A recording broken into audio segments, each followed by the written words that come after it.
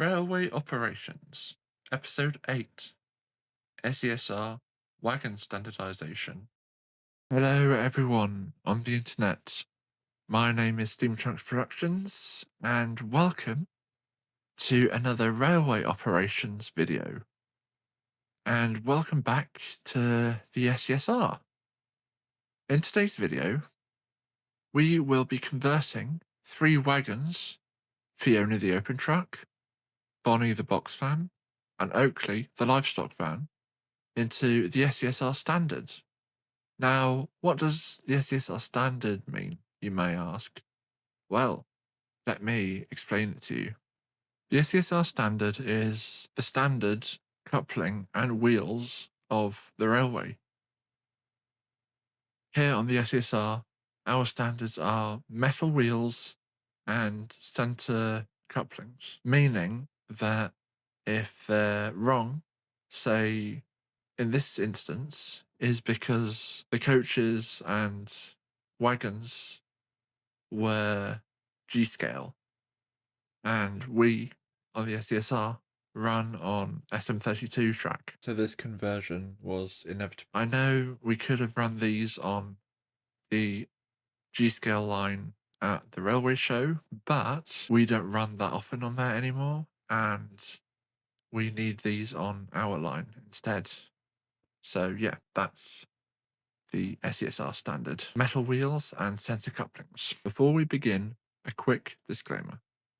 This modification process is based on our own ideas and has not been formally tested for long-term durability. We're sharing this purely for educational purposes. We also want to make it clear that we mean no disrespect to the original manufacturers of these wagons.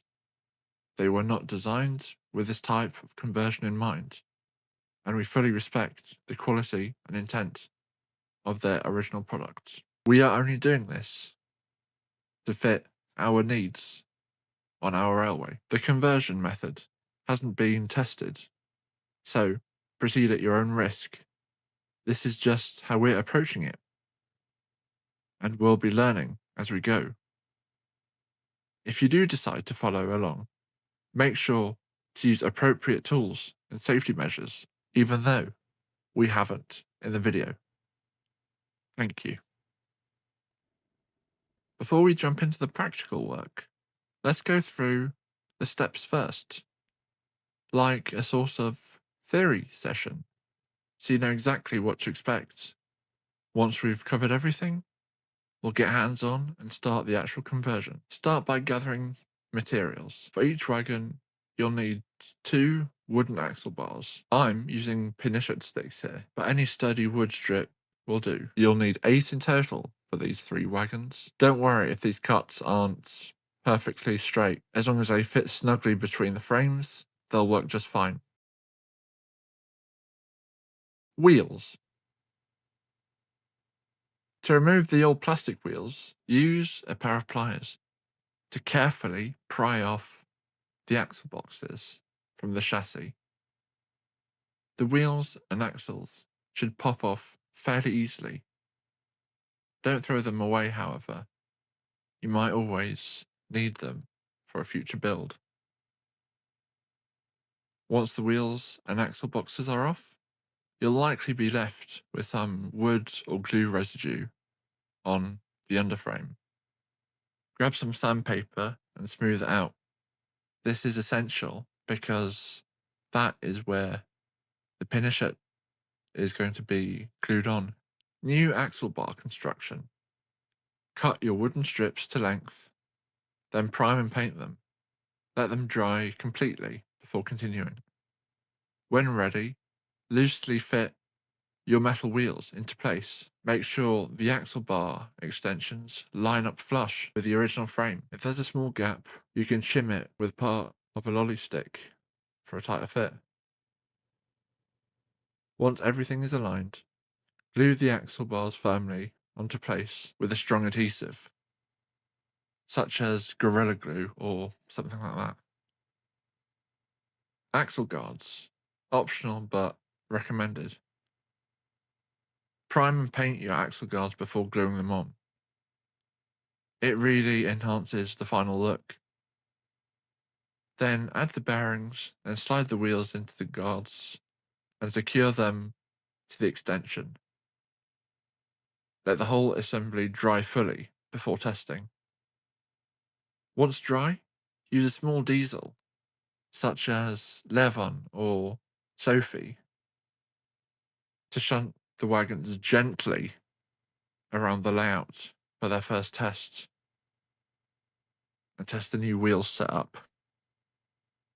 If anything goes wrong, please let me know in the comments, because I might be able to help.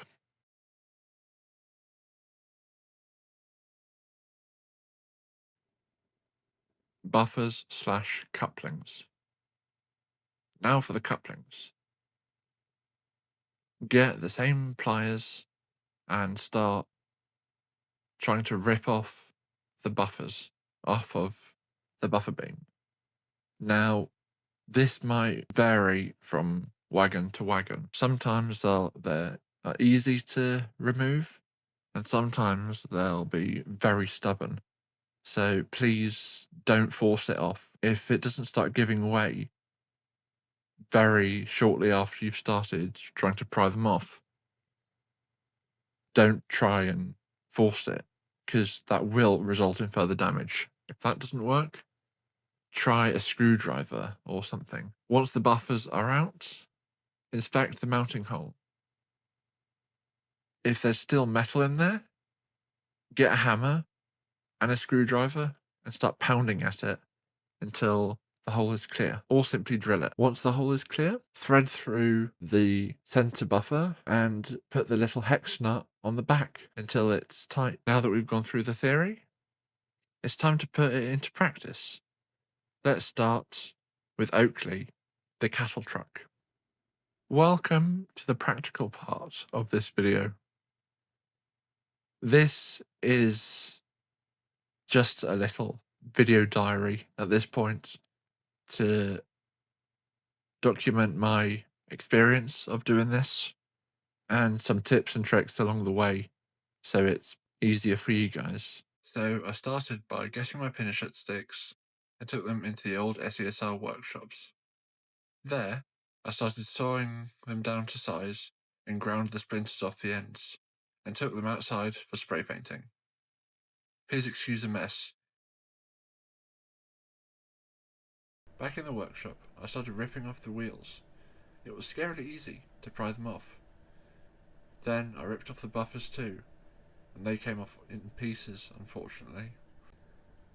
After prying off the little blocks the axle guards were attached to, I painstakingly sanded down the rest of it, and as you can see here, it took a long time to sand it all off.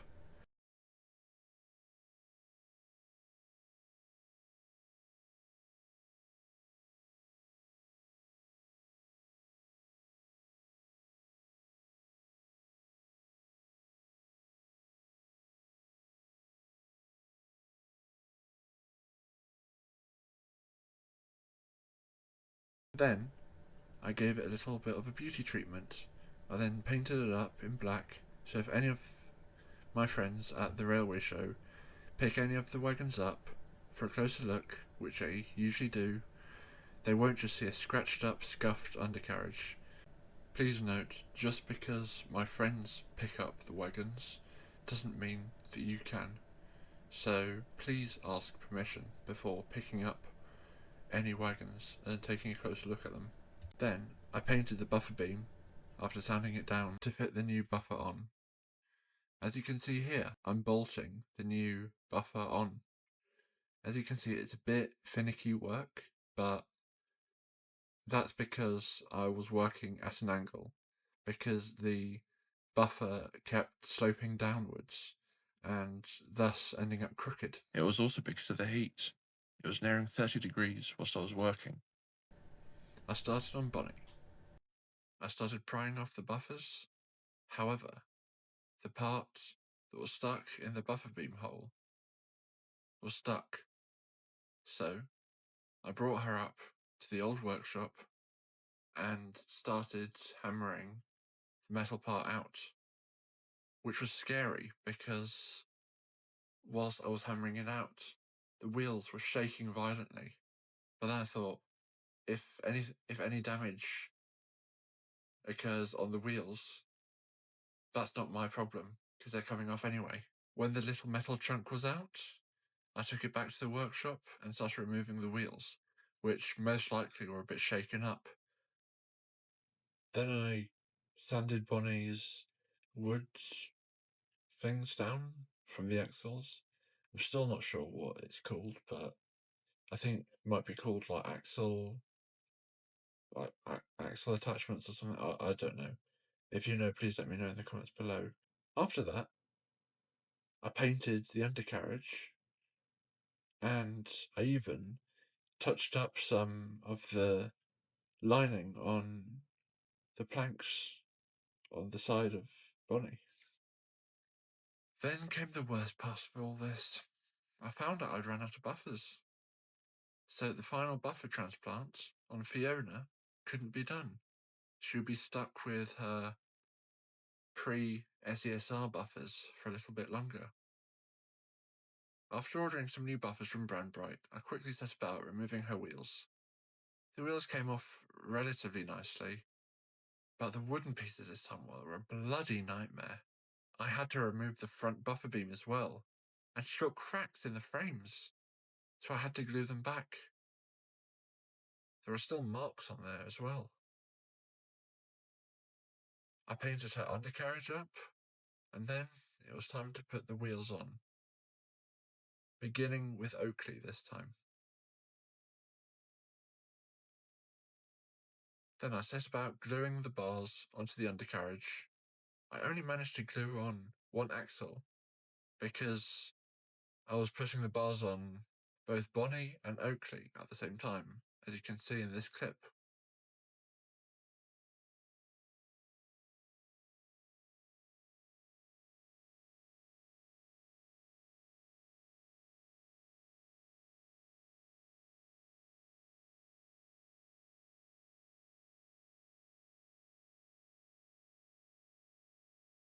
So we had to delay the work until new parts could be machined and painted.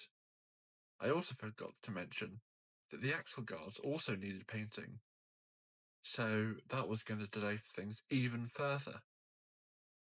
The next day, the paint dried and we started work on Fiona, the final truck in this conversion process, as well as the back wheels on Oakley and Bonnie. As this time-lapse shows, we got the wheels on. However, there were no more buffers available, as I stated before. Fiona was stuck with her pre-S.E.S.R buffers until we could get some brand bright buffers, which should be here in about a week after this video is posted.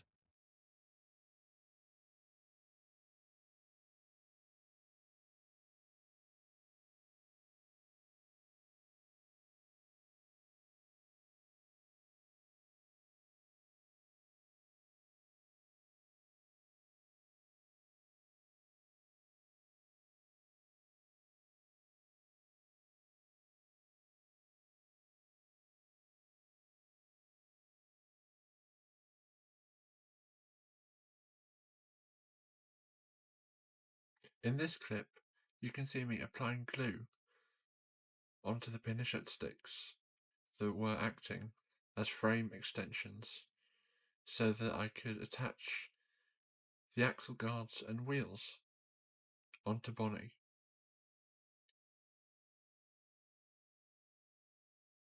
Glue was given 48 hours to fully dry and for the wheels to settle. Now it was time for any wagon's make or break point, the first move down the main line. For this job, we'll be using Sophie. If proved successful, we will try with Steam, as requested by my friend Steam Shadow. I will be putting the trucks on a 10-wagon train if they prove successful on this first test. The engine chosen for this job is Silver Lady, the reason being she's one of the rougher engines on this line.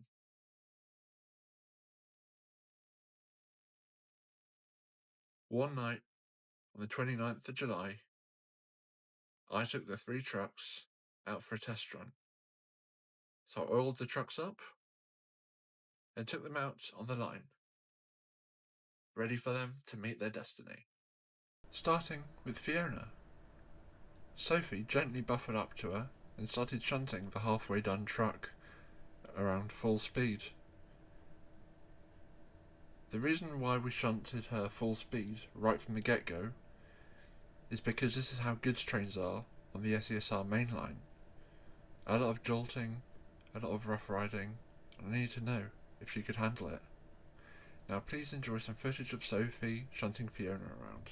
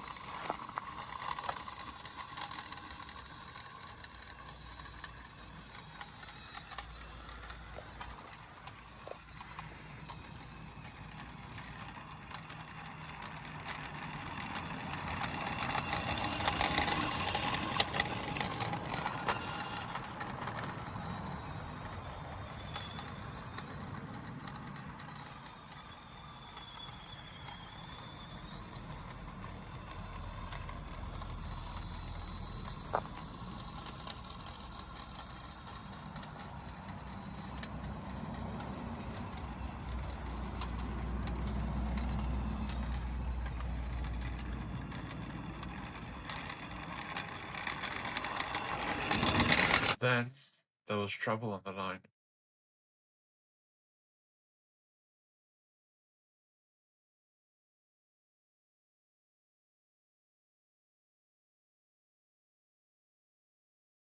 Right, so Fiona was out first and she had a little bit of an accident. She kind of derailed. Yeah. However, she's in one piece and she's now going to get shunted back.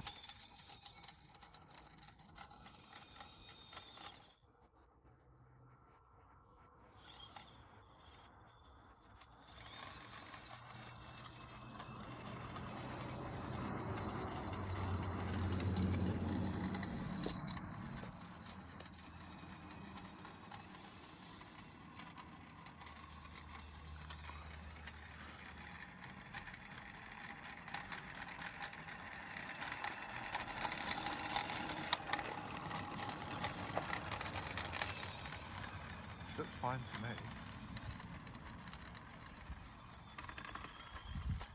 Famous last words. There's something about that curve that Fiona just doesn't like. And if you're wondering, guys, why I went forwards again, was just to see if Sophie had come off as well. I don't exactly know what it is. All I can think is I might have put her wheels on crooked. So, yeah, but that wouldn't explain.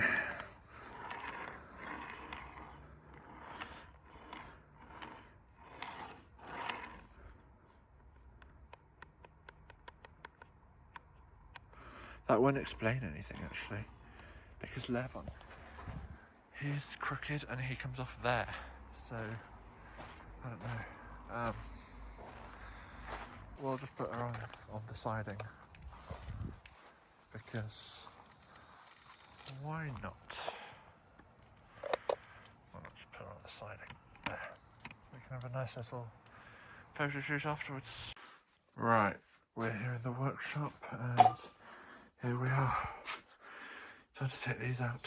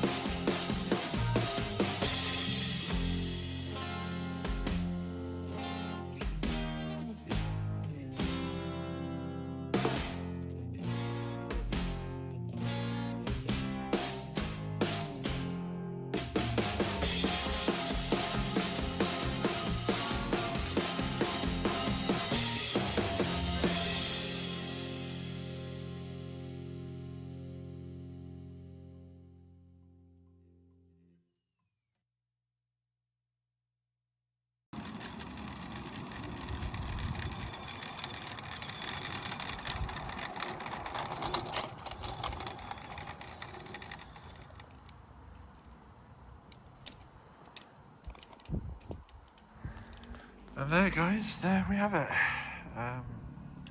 Yeah, the tests went very well. The trucks passed their traffic tests, which is, I guess, what I'm going to call it. And yeah, next thing we do, I guess, is steam. That'll be exciting. Because, you know, these trucks have never gone with steam before. But I think that's going to have to wait because Fiona... Actually, no, we can just put her near the back or something. I don't know. We'll think of it. But yeah, next entry will probably be in a few days. So, see you then. The next day, I went to fire up Silver Lady. So I did all the regular preps, did all the regular checks, and then I got Silver Lady ready for steaming out of the line. And while she was steaming up, I was getting the trucks ready. And I found a way to couple Fiona up to the other trucks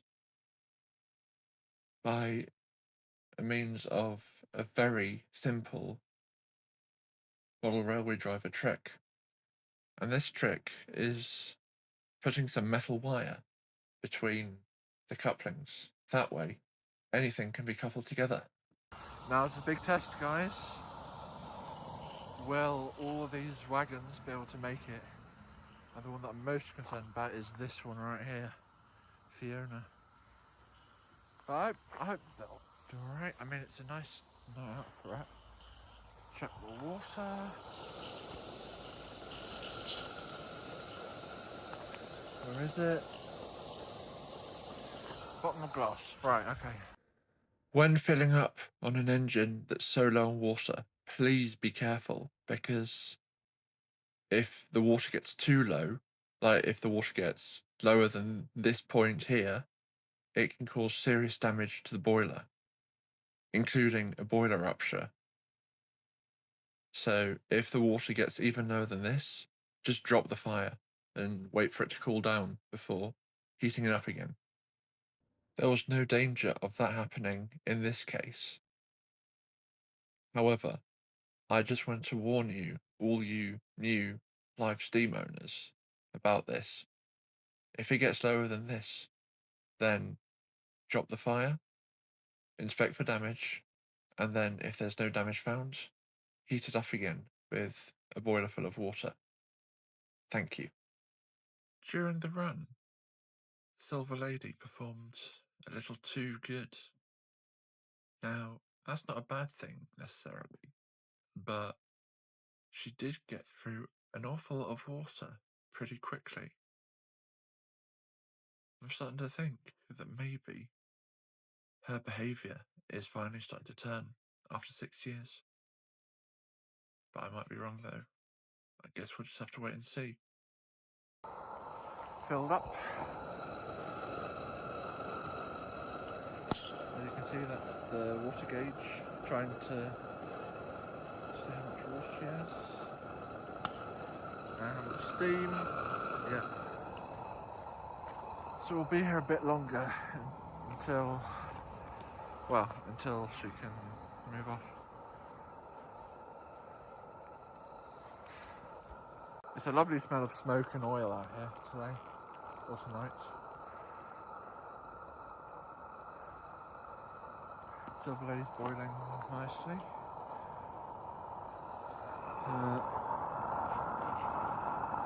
Yep. I've got to check her accommodation lever quite a lot tonight because, you know, it came undone. Right, we've got enough steam.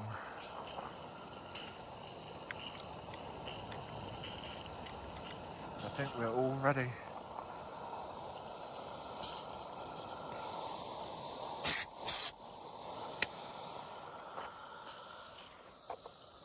Right away, Silver.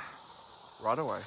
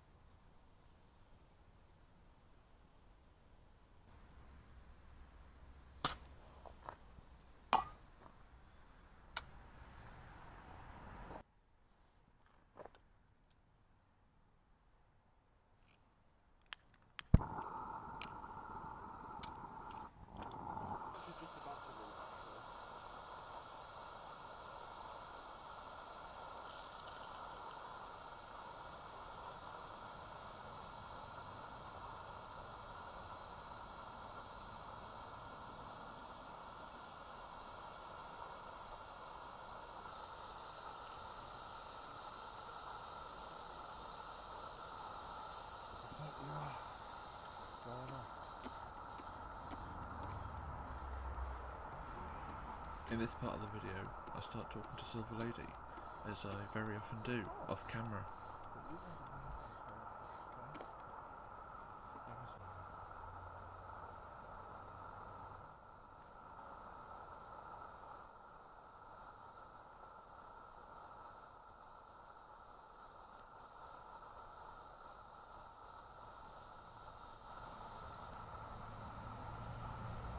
Steaming really good today.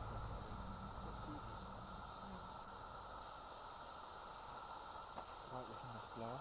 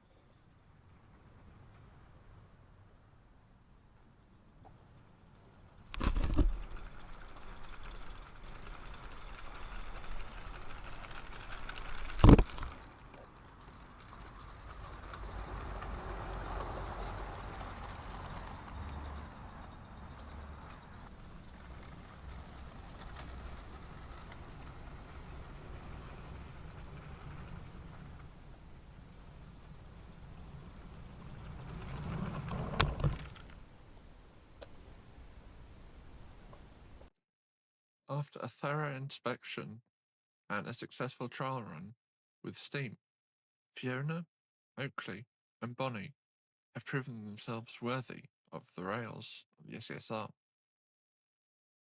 I'd been a little bit worried about Fiona at first, but not once during the run did she derail. It was only when I slammed on the brakes and all the other trucks derailed as well, so she's obviously exempt from blame there. With smooth handling, perfect tracking, and solid performance through the gradients, points, and alike, they're now ready for regular service. From the workshops to the mainline, they've earned their place. This has been Railway Operations. Thanks for watching. This is Steam Tracks Productions signing off.